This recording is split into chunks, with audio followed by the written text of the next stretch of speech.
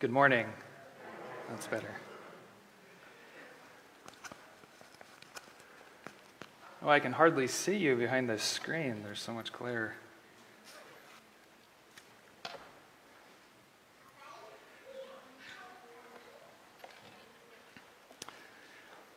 Well, it's so good to see all of you this morning. It's good to worship in God's house, isn't it? Social psychologists Daniel Batson and John Darley published a study in 1973 that has always fascinated me. They took a group of students from Princeton Theological Seminary, and they gathered them in one building on campus, and they had them fill out all of the questions and stuff that they normally do for these studies. But then they asked these students to do one of two things. They had two groups. One group of students, they asked to prepare a short sermon, a sermonette, on the Good Samaritan. And once they had prepared that sermon, they were to walk across campus to another building where they were going to preach that sermon before several of their professors who were going to evaluate them. That was one group of Princeton Seminary students. The other group were told to put together a short talk on how to get a job on campus. They were going to do the same thing. They were going to walk across campus to that same building that the other students were going to walk to, and they were going to present their talk again before professors who were going to evaluate their talk. So once the students had their assignments and they started working on their short talks that they were going to give, some of those students were told, it'll be a few minutes before they're ready for you, but you might as well go ahead and walk over now. Okay, no rush, but go ahead and start heading over there. Other students were told they were ready for you 5 minutes ago. You better get going right now. They're waiting for you. So you had students with two different assignments, and students from both groups were told different things. You have plenty of time, or you need to get there now. You're already late. What they discovered in this study was fascinating, but was also fairly sad. They found that 10% of the students who were in a hurry. Actually, I missed something. Sorry, I need to explain something else to you. There's another very important part of this study before I give you the percentages. In order to get from building A to building B, the students had to walk through an alleyway, a fairly narrow alleyway. And in the middle of this alleyway, the scientists, the psychologists, Darley and Batson, had planted an actor. They gave this actor disheveled clothes, and they told him to lean up against the wall of the alley and act like he was in pain and suffering. Hold your stomach, they said. Cough. Make sure it's obvious that you are in need of help. So every student passed this man. Every student who was told to preach a sermon on the Good Samaritan, every student that was told to put together a talk on how to find a job on campus, every student who was told, you got to be there 5 minutes ago, every student who was told, you've got plenty of time, but you might as well head over. Every student passed this man. In fact, he was so obvious that the students literally had to step over him in order to get to their appointment. Now, here's the sad part. Darley and Batson found that of all of the students, and again, these are seminary students, these are future pastors, some of whom are thinking about the story of the Good Samaritan, someone who helped a man who was left on the side of the road. Of all of these students, those who were in a hurry, only 10% stopped to help the man or to even ask if he needed anything. Some students, future pastors, thinking about the story of the Good Samaritan, because they were late to an appointment, were fully prepared and ready to step over a man who was in need and leave him in an alleyway.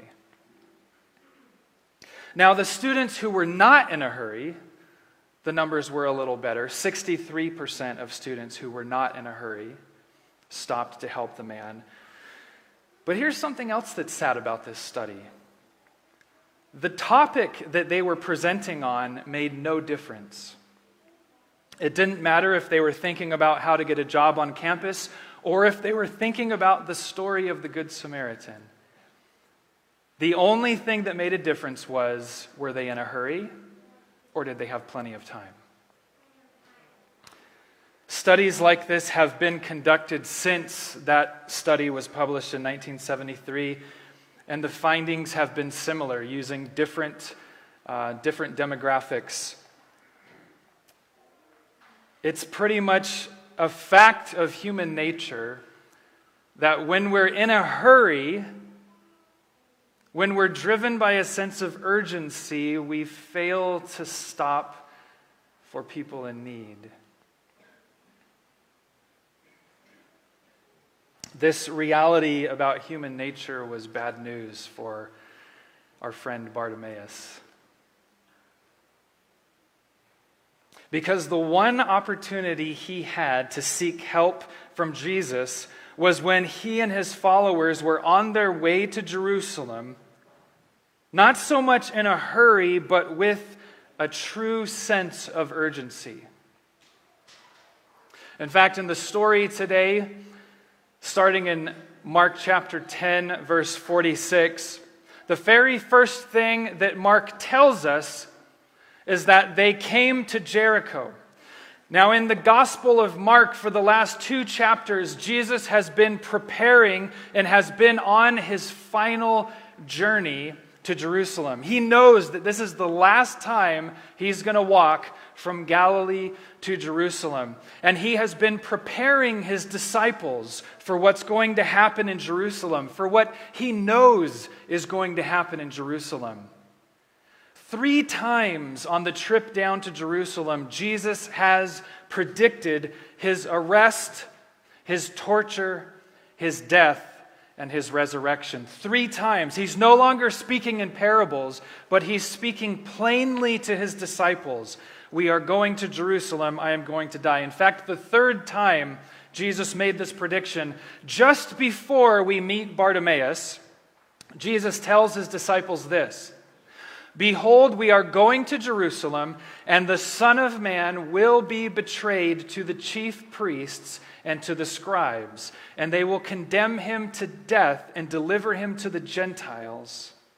And they will mock him and scourge him and spit on him and kill him. And the 3rd day he will rise." This was it.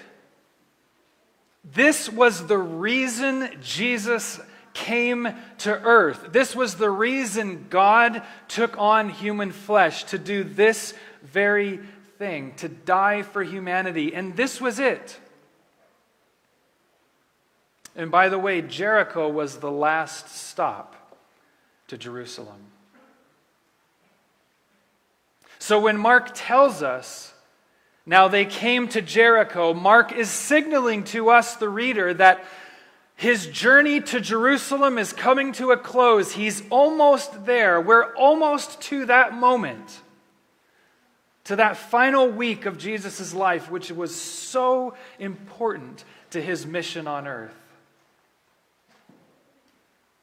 But not only was Jesus and his followers, especially his close inner circle, aware of this and had a sense of urgency because of this, something else complicated their trip and gave them an even greater sense of urgency. You might remember in John chapter 11, Jesus finds out that his friend Lazarus of Bethany, just the next town over, was sick and was dying.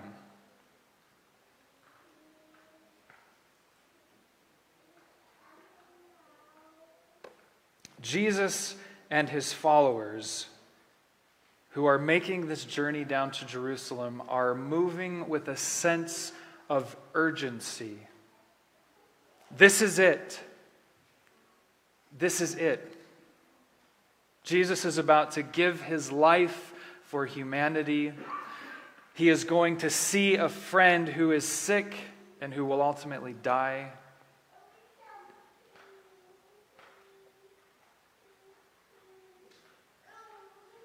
But this is where we find our friend Bartimaeus. As Jesus went out of Jericho, beginning this final leg of their trip, moving with a sense of urgency, with his disciples and a great multitude, blind Bartimaeus, the son of Timaeus, sat by the roadside begging.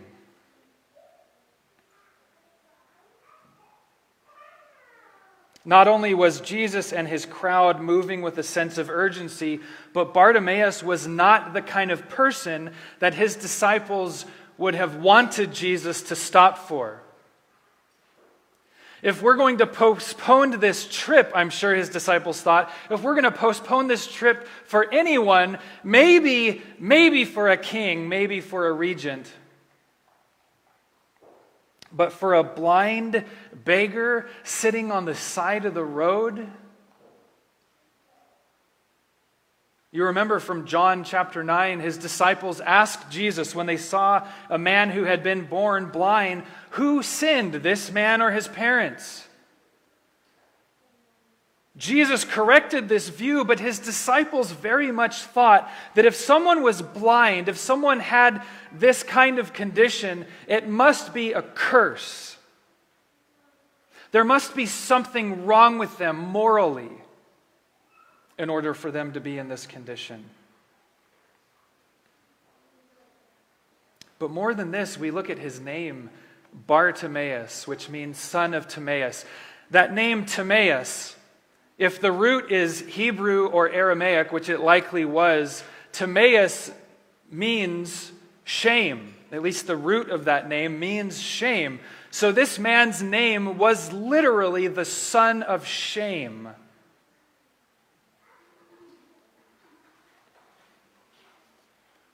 Certainly, Jesus, on his way to Jerusalem, to fulfill the mission he came to earth to do,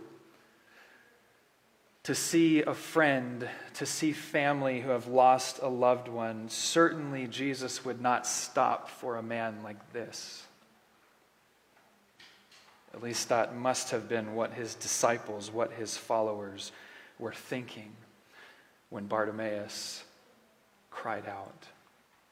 In verse 47, it says, when he, Bartimaeus, heard that it was Jesus of Nazareth, he began to cry out and say, Jesus, Son of David, have mercy on me.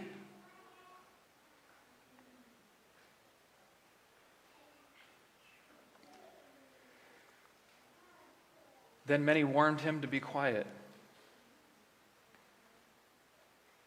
It makes sense though, doesn't it? I mean, let's be honest. Put yourself in the shoes of the disciples. Jesus has just been talking the whole trip down about going to Jerusalem where he's going to be arrested, he's going to be killed, he's going to be tortured.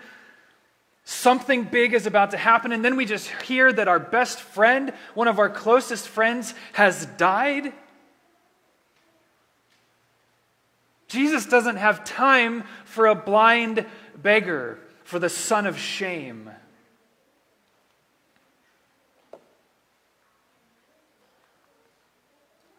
But Bartimaeus cried out all the more, Son of David, have mercy on me. I want to ask you a question. Was it arrogant for Bartimaeus to think that he could request an audience with Jesus?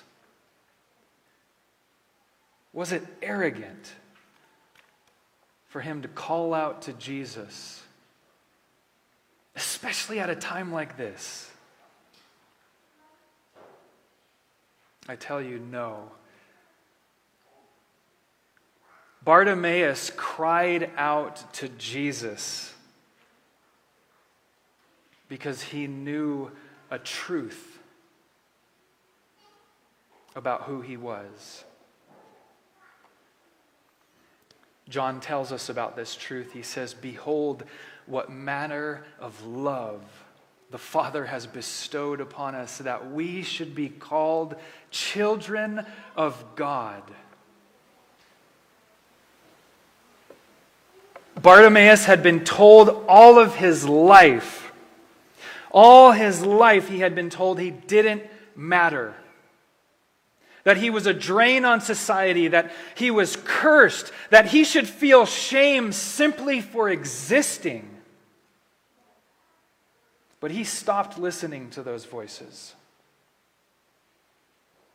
There was only one voice that mattered to Bartimaeus, and that voice told him that he was the child of a king. One of my favorite worship songs to sing right now is this song, "Who You Say I Am" by Hillsong Worship.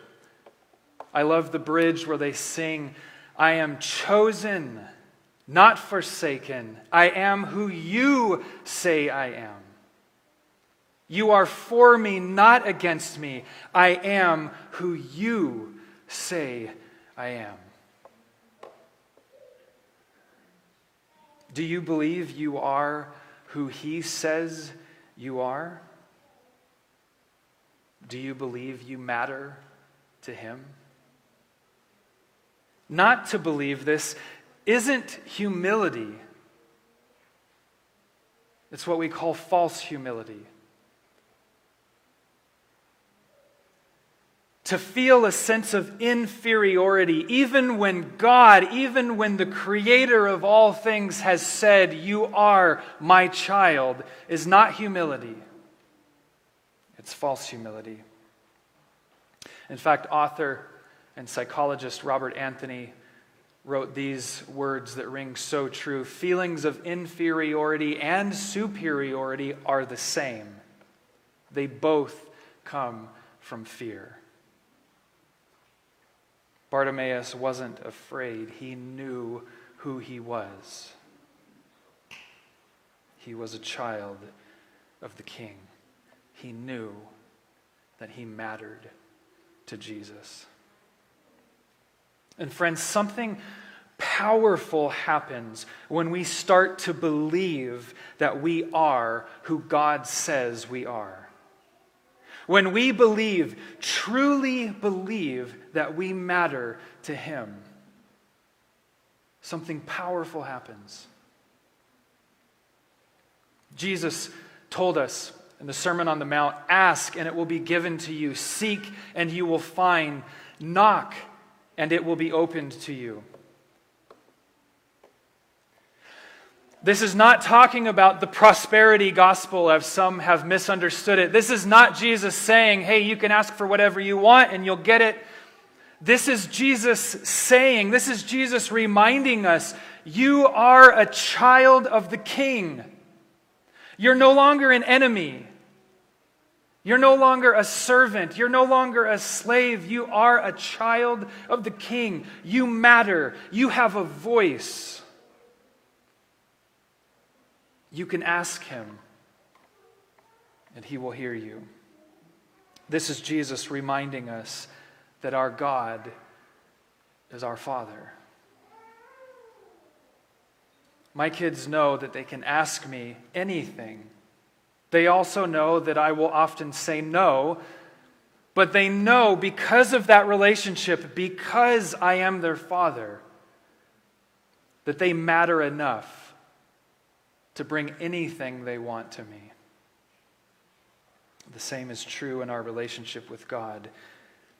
You matter Not because of anything you've done, not because of something great that you've developed within yourself. You matter because you are His. Because He has redeemed you and He has chosen you. Something powerful happens when we start to believe we are who God says we are. Bartimaeus believed he was not what everyone else was saying he was. He wasn't the son of shame. He was a child of the King, and he called out to his father. Siri.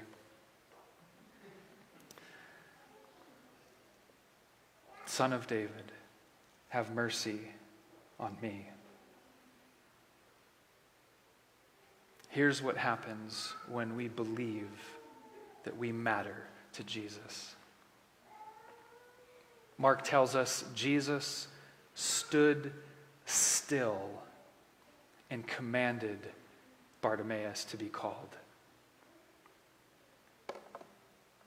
Bartimaeus, because he knew who he was, because he knew he mattered, had the courage to call out to Jesus, who was just waiting for Bartimaeus to call on him. Jesus stood still.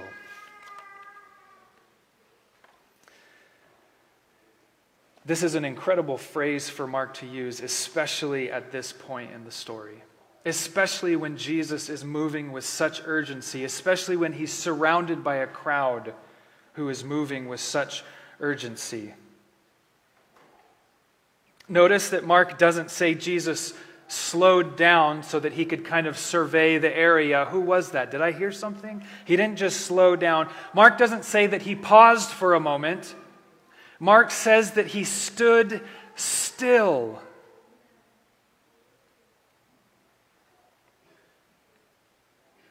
We talk a lot about this in my training as a chaplain, how important it is to be still when we're with our patients.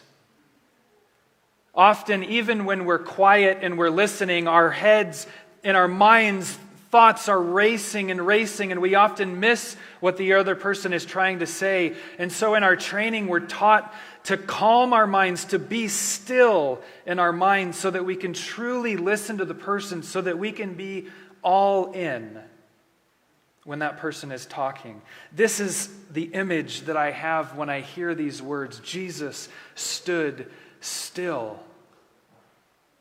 He wasn't thinking about anything else. He wasn't thinking, oh man, I bet Martha and Mary are really sad. What am I going to say to them? When I get to Jerusalem, what a mess this week is going to be. I got a plan for Passover.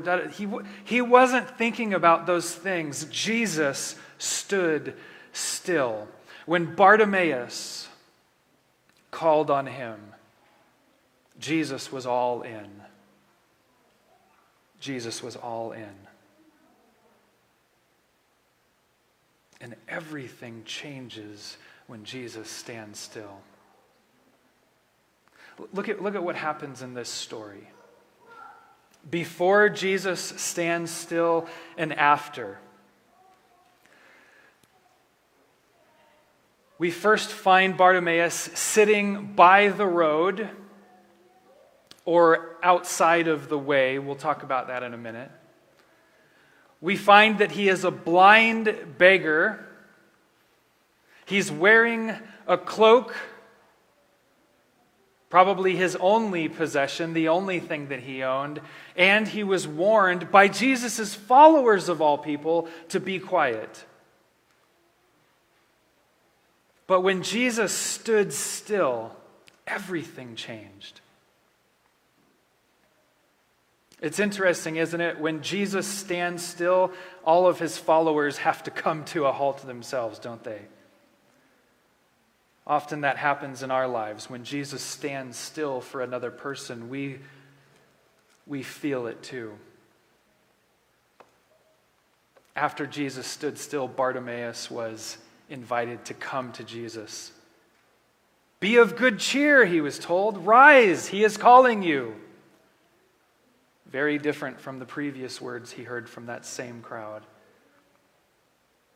After Jesus stands still, he throws off his cloak, the only thing this blind beggar would have owned.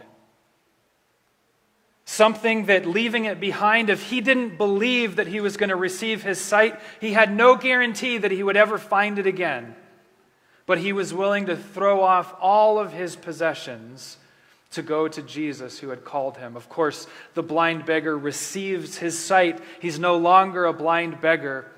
And now, instead of sitting beside the road, we are told at the end in verse 52 that he follows Jesus on the road.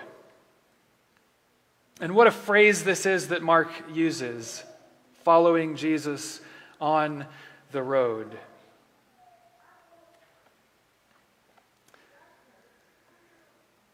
The word here in the Greek language literally means, or the phrase means, in the way. In the way. You've probably heard that term before if you've read through the New Testament. The Greek word he hodos is used by Jesus when he says, I am the way, the truth, and the life. No one comes to the Father except through me. In the book of Acts, we read about the Way, which is a sect. This is what the first followers of Jesus were referred to. Paul identifies as a member of the Way. This I confess to you, that according to the Way, which they call a sect, so I worship the God of my fathers, believing all the things which are written in the law and the prophets. So when Mark tells us that Bartimaeus followed Jesus in the way, he wasn't simply telling us literally Bartimaeus followed Jesus on the road. Why would he need to tell us that he was walking on the road? Mark was telling us that Bartimaeus had become a true disciple. When Jesus said to him, "Go your way, your faith has made you well," he wasn't simply talking about Bartimaeus' physical eyesight. But Bartimaeus' whole being had been made well, physically, emotionally, spiritually. Bartimaeus was no longer a blind beggar. Bartimaeus was a follower of Jesus Christ. We see more evidence of Bartimaeus' transformation as we look at his commitment to Jesus and the titles given to Jesus in this story. You notice at the very beginning in verse 47, Bartimaeus heard that it was Jesus of Nazareth. Nothing special about that name. This was his given name. This is what anybody would have called Jesus, whether they believed in him as a Savior, as a Lord, or not. He heard that it was Jesus of Nazareth. But from the roadside, he cried out, "Jesus, Son of David." He recognized that this was no ordinary man, but this was the promised Messiah, who just a couple of years earlier had preached a sermon in the synagogue, quoting from Isaiah 61. "The Spirit of the Lord is upon me," Jesus said, "because he has anointed me to preach the gospel to the poor." This was Jesus' way of saying, "I am the promised Messiah." Quoting from Isaiah 61, he says, "He has sent me to heal the brokenhearted, to proclaim liberty to the captives." And then Jesus adds this phrase, "and recovery of sight to the blind, to set at liberty those who are oppressed, to proclaim the acceptable year of the Lord." Bartimaeus had heard of this man, this Messiah, who had come to recover sight in the blind. Jesus was no ordinary man. He was the promised Messiah. But when Jesus calls Bartimaeus to himself, notice what Bartimaeus calls him in verse 51. When Bartimaeus is standing face to face with Jesus, Bartimaeus calls him Rabboni, Only 2 times in all of the New Testament is this phrase used. The root of this word is, of course, rabbi, teacher, but the oni at the end is the possessive form of the word. It means not just rabbi, a teacher, but my rabbi, my teacher. Only 2 people in the New Testament ever called Jesus Rabboni. The other was Mary Magdalene after he had been resurrected and revealed himself to her. Rabboni. So much is wrapped up in this simple title. Bartimaeus is saying, you're not just a teacher. You're not just someone other people find reason to follow. I want to follow you.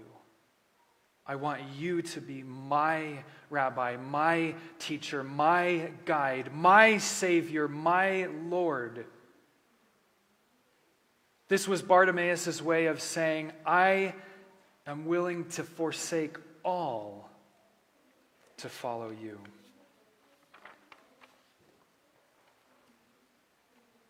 To believe you matter to Jesus not only gives you the courage to call out to him, to ask him for help as you would a trusted parent. To believe you matter to Jesus also gives you the courage to forsake all to follow him.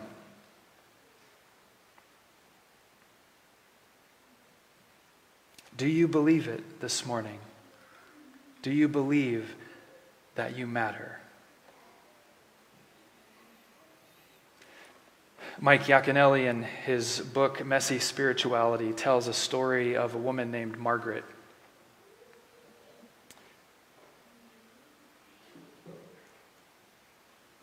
Margaret had struggled for over 40 years with anxiety and depression.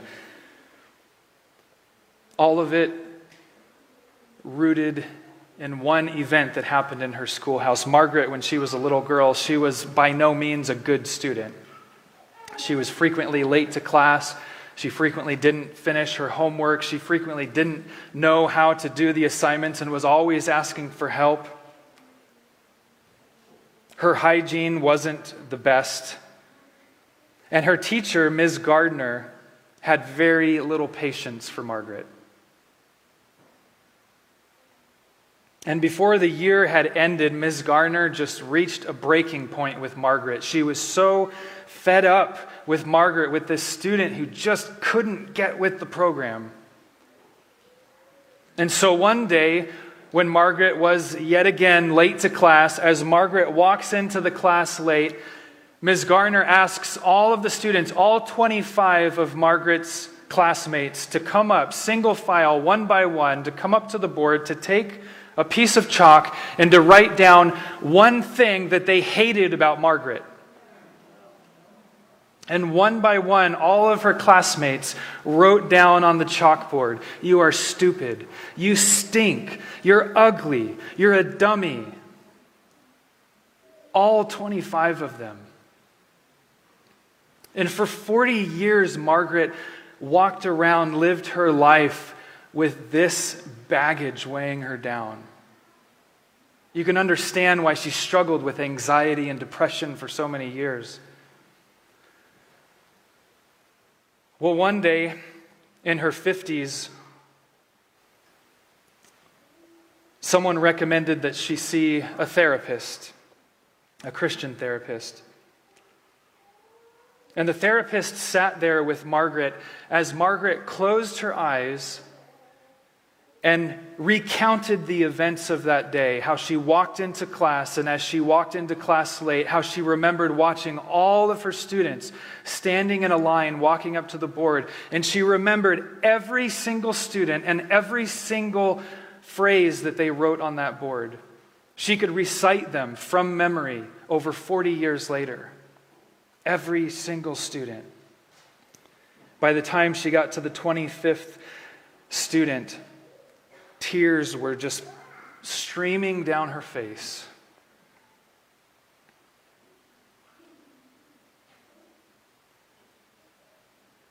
After a minute of silence, the therapist said, "Margaret, will you close your eyes again? You forgot one student. You forgot one person." And Margaret seemed indignant at first. She said, "Who are you to tell me I forgot someone? I have relived this every day of my life for over 40 years. And the therapist said, "No, Margaret, close your eyes. You forgot about one other person who was in that room that day." She said, "Look, Margaret, look in the back of the room. Do you see him? Look, he's standing up now. He's walking to the front of the class. Do you see him, Margaret? Margaret, look, he's taking a piece of chalk from the teacher's hand. He's walking up to the board. Margaret, are you seeing this? But Margaret, he's putting the piece of chalk down on the ledge of the chalkboard, and Margaret, look, he's picking up an eraser.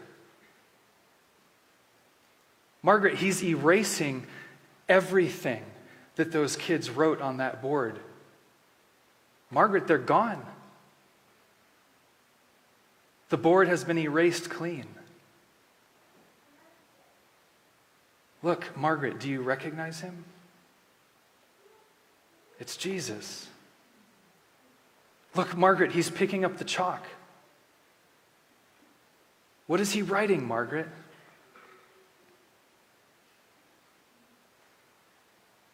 You are loved. You are mine. You matter.